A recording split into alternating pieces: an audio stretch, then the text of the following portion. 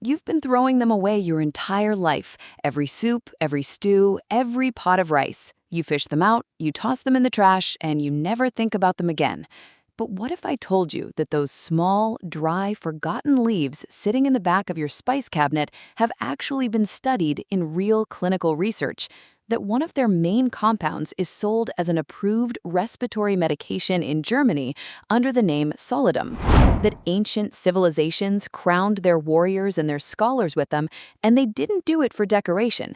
They did it because they understood something about the laurel tree that we are only now starting to confirm in laboratories. I didn't believe it either. I thought bay leaves were just for flavor, a garnish, something old grandmothers added to the pot because their grandmothers did. Until I started reading the actual research. And what I found genuinely surprised me. Not because bay leaves are magic, they aren't, but because of how much real science exists for something so cheap, so common, and so completely ignored. Something sitting in almost every kitchen in the world. Something that costs less than a single cup of coffee for an entire year's supply. Stay with me, because by the time we get to point number 5, you're going to understand why one specific group of people may benefit from this more than anyone else. And number 7, that one is a warning, a real one, the kind that has actually sent people to emergency rooms. If you take nothing else from this video, take that one. But first, the part most channels skip. Bay leaves are not a cure. They are not a replacement for any medication you are taking. The published research in humans is limited. Most of it is small studies, animal studies, or laboratory work on the active compounds. What that research suggests is that bay leaves contain real, identifiable bioactive substances that may offer modest, supportive benefits when used correctly. That's it. That's the honest pitch. And honestly, it's more than enough. So why bay leaves and why now? Bay leaves come from the laurel tree, known scientifically as Laurus nobilis. They've been used in Mediterranean, Persian, Indian, and Chinese traditional medicine for over 2,000 years. That's documented history, not speculation. And inside a single dried bay leaf is a concentrated mix of compounds that scientists have actually identified and studied in detail. The dominant one is called eucalyptol, also known as 1,8-cineol. It makes up around 30 to 50% of the essential oil in a bay leaf. This is the same compound found in eucalyptus, and it's been studied in real clinical trials in Europe for respiratory conditions. There's also linalool, the compound that gives lavender its calming reputation, eugenol, the same anti-inflammatory found in cloves, alpha-pinene and beta-pinene, and a wide range of polyphenols and flavonoids that show antioxidant activity in laboratory tests. But here's the thing, most people consume bay leaves wrong. They drop one whole leaf into a pot of stew, simmer it for an hour, and then throw it away. And almost none of those active oils ever make it into the food because the leaf structure traps them. To actually access the compounds, you have to extract them properly. I'll explain exactly how at the end. Stay with me. Number 1. Your blood sugar may begin to stabilize. This is the strongest claim in this entire video because it's the only one with a published human clinical trial behind it. Back in 2009, researchers at the University of Peshawar published a study in the Journal of Clinical Biochemistry and Nutrition. 40 people with type 2 diabetes were given ground bay leaf capsules between 1 and 3 grams daily for 30 days. By the end of the study, the participants showed reduced fasting blood glucose, lower total cholesterol, lower LDL, and lower triglycerides compared to the placebo group. One study, 40 people, 30 days. That's not a miracle, that's not a cure, that's a small, real, peer-reviewed signal that something measurable is happening when bay leaf compounds enter the body of someone with metabolic dysfunction. And in a world drowning in supplement marketing, a small, real signal is worth more than 1,000 big, fake ones. But here's the warning that comes with this benefit, and this matters. If you are already on medication for diabetes or blood sugar, anything from metformin to insulin to sulfonylureas, you must talk to your doctor before adding bay leaf tea regularly. The combined effect can drop your levels too low. dizziness, weakness, cold sweats, confusion. In serious cases, it becomes an emergency. This is not legal disclaimer language. This is a real interaction. Please respect it. Number 2, your body gets a measurable dose of antioxidants. This part isn't really up for debate. When researchers measure antioxidant capacity in herbs and spices, bay leaves consistently rank near the top of the list. They are dense with polyphenols, flavonoids, and phenolic acids that neutralize free radicals in laboratory tests. Now, here's where I have to be honest with you. High antioxidant capacity in a test tube does not automatically mean dramatic effects in your body. The translation from lab to human is messy and often disappointing. What it does mean is that you're consuming compounds with real, characterized chemical activity, not inert dust. And consumed regularly as part of a varied diet, antioxidant-rich foods are associated in large population studies with better long-term cardiovascular and metabolic outcomes. Bay leaves are part of that family, not the hero, not the savior, just a quiet, consistent contributor. Number 3, your respiratory passages may breathe easier. Here's where the science gets genuinely interesting. The dominant compound in bay leaf essential oil, that 1,8-cineol I mentioned earlier, is not folk medicine. It is an active pharmaceutical ingredient. In Germany, a purified form of cineol is sold as a prescription medication called Soledum, and it is used clinically for chronic bronchitis, sinusitis, and chronic obstructive pulmonary disease. There are published, randomized, controlled trials showing that cineol improves lung function and reduces inflammation in these conditions. Now, let me be clear, you are not going to get pharmaceutical doses from a cup of tea. That would be misleading to suggest. But what you are doing is inhaling and ingesting small amounts of a compound that real respiratory medicine takes seriously. Some people prefer to inhale the steam while the leaves are simmering and then drink the tea afterward. Both have logic behind them, and for someone over 50 whose lungs aren't quite as effortless as they used to be, that's a meaningful, low-cost addition. Hold on, before I get to point number 4, I have to pause for one important truth. 99% of you watching this right now are not subscribed. If you find content like this valuable, practical, evidence-based information about natural ingredients for people over 50, please take 3 seconds and tap that subscribe button and give this video a like. We're trying to reach 100,000 subscribers by the end of the month, and your support is the only reason this channel keeps going. Thank you. Now let's continue, because what comes next is exactly why I made this video. Number 4, your nervous system has something to work with. Linalool, one of the secondary compounds in bay leaves, has been studied for mild anxiolytic and sedative effects. Now, most of that research has been done in animal models and aromatherapy studies, not from drinking bay leaf tea specifically. I'll be honest about that. But linalool's effect on the central nervous system is real enough that it's a recognized component in why lavender, bergamot, and bay are considered calming herbs across multiple traditions all over the world. What you may notice when you drink warm bay leaf tea in the evening is not a knockout sedative. It's gentler than that, a slightly quieter mind, an easier transition into sleep. Some of that is the linalool, some of it is the warmth, and some of it is the simple act of pausing, sitting down, and drinking something slowly. All 3 of those things matter. All 3 of those things are real, and in the kind of constantly stimulated world we live in, all 3 are increasingly rare. Number 5, your digestion gets traditional support, with honest limits.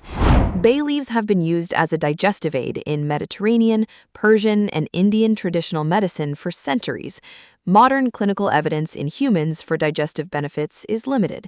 There are some animal studies suggesting protective effects against ulcers, and there is laboratory evidence that bay leaf compounds have mild antimicrobial activity that could plausibly support a balanced gut environment.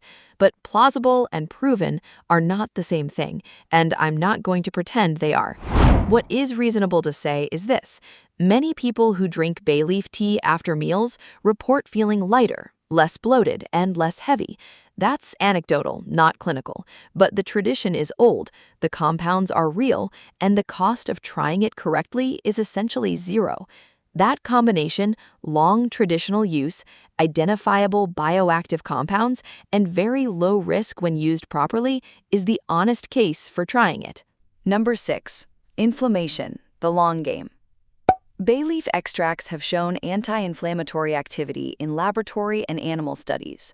Eugemal and the polyphenols in bay leaves all interact with inflammatory pathways in measurable ways in cell cultures.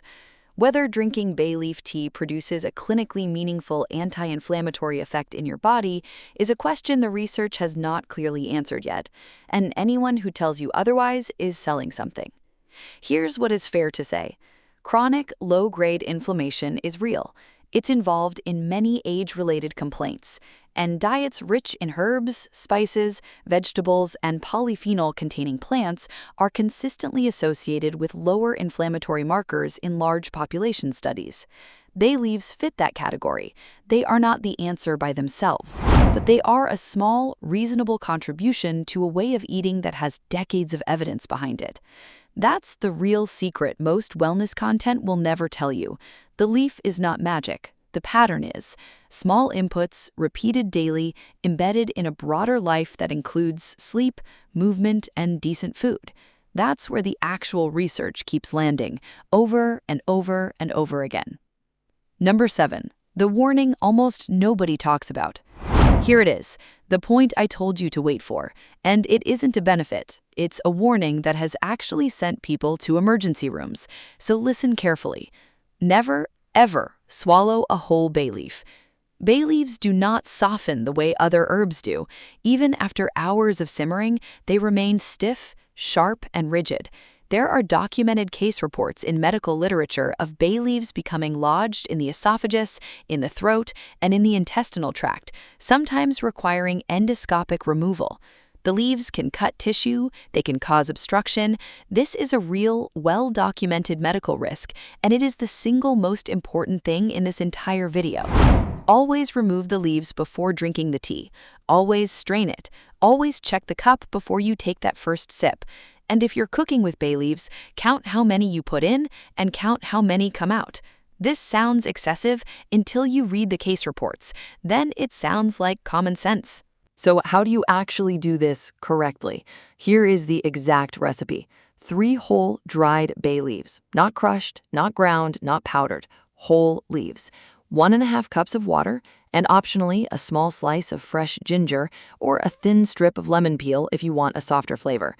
Bring the water to a gentle boil, add the bay leaves, reduce the heat to low, and simmer for 10 to 15 minutes with the lid on. The lid matters. The active oils are volatile, and they will evaporate into your kitchen instead of into your cup if you leave it open. After 15 minutes, turn off the heat and let it sit covered for another 5 minutes. Then strain it carefully. Strain it thoroughly. This is not optional. This is the safety step from point 7. Drink it warm, slowly, over 5 to 10 minutes. For timing, drink it about 1 hour before bed or first thing in the morning. Pick one and stay consistent so you can actually tell whether it's doing anything for you. For frequency, once per day is plenty. There's no clinical guidance on long-term daily use, so taking a couple of days off per week is a reasonable, conservative approach. But there are mistakes that ruin everything, so pay attention. Mistake 1. Using too many leaves. More is not better. The compounds become bitter and they can irritate the stomach lining. 3 leaves per cup is the comfortable upper end. Stay there. Mistake 2. Not covering the pot. The active compounds are volatile oils. They evaporate in the steam. Cover it. Mistake 3. Not straining carefully. Reread point 7, please. Mistake 4. Expecting day 1 transformation. The one human study that exists ran for 30 days, not 1 day. If you're going to try this, give it at least 2 to 4 weeks of consistent, correct use before deciding whether anything has shifted. Now, before you start, there's one more thing you need to know. Bay leaf tea is not safe for everyone. If you are pregnant or breastfeeding, avoid medicinal strength preparations. Culinary amounts in food are generally considered safe. Concentrated tea is a different matter, and the data is limited. If you are scheduled for surgery, mention it to your surgeon because eugenol may have a mild effect on platelet function. If you are on diabetes medication, blood thinners, or sedatives, talk to your doctor before adding this regularly. The same compound activity that creates the potential benefit is exactly what creates the potential interaction. If you have a known allergy to plants in the laurel family, including bay, cinnamon, sassafras, or avocado, avoid it entirely.